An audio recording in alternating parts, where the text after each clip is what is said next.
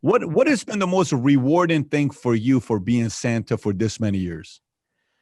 Well, I've been very lucky to do a lot of events with celebrities, and I've done TV and film and things like that.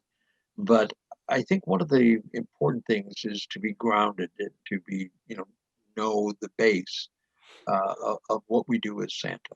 And as I said earlier, the number one rule is the children and volunteer work with the children. Like I said, at 4,500 Santas, and I've surveyed them and interviewed them, and all of them do volunteer work.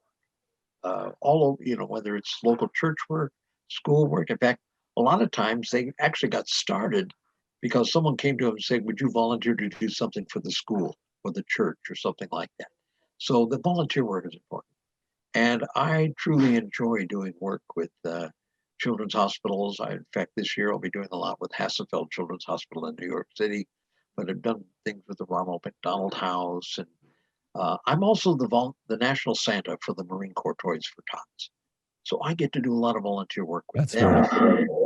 We've done airlifts of toys into areas that have been impacted by hurricanes and natural disasters. And so those are the emotions you have with the families and children are very, very special. And when children give me a hug all the time, except this year, of course. But when it's one of these special situations where the family wasn't expecting anything, and you get that hug, and you see their face, I remember on Dr. Phil, we had a whole bunch of children after Hurricane Katrina, and he brought them all to Hollywood. And well, actually, they were all in Hollywood or living in Southern California because different churches had brought them in and were helping them while their families were trying to get resettled. And all of these families were brought to the Paramount Studios, and they had a big event. And afterwards, the children were brought into an area where they had filled the entire street with toys, every type of toy you could think of. And Dr. Phil, the gates were closed, and Dr. Phil said, "Okay, when we open the gates," says, "you get one of every toy you see." And they opened the gates, and the kids ran in. And I'm sitting there doing my ho-ho-hos and having a great time. But about 10 minutes in, I'm standing with some of the parents, and the parents are just crying because they didn't expect anything. They were wondering what they were going to do for their children this year. And now their children had just saw that Santa opened his toy bag.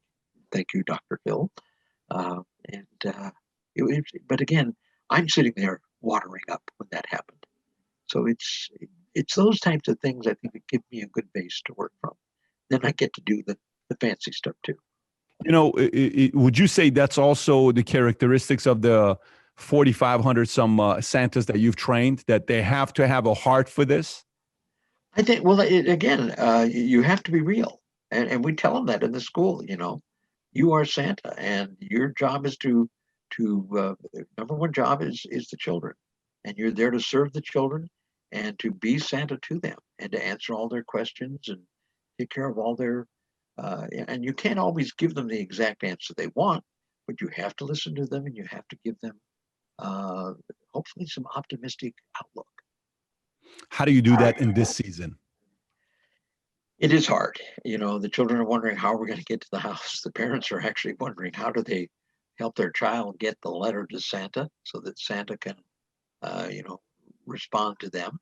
The Marine Corps, Toys for Tots, during the spring months actually distributed like 3 million toys to children and families around the country in areas that were highly impacted and where the children were, it's terrible. You're stuck at home. The parents are stuck at home, and the parents don't have jobs, and it's just really rough.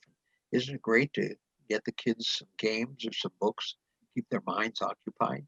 And that's something that the Marine Corps did.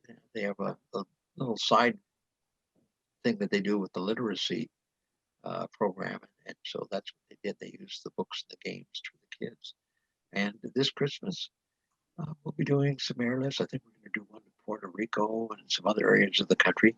unfortunately, Santa is a civilian, and so I can't go on some of these military flights to be with the children and families. But the Marines will get the toys to them and help them have a little better Christmas.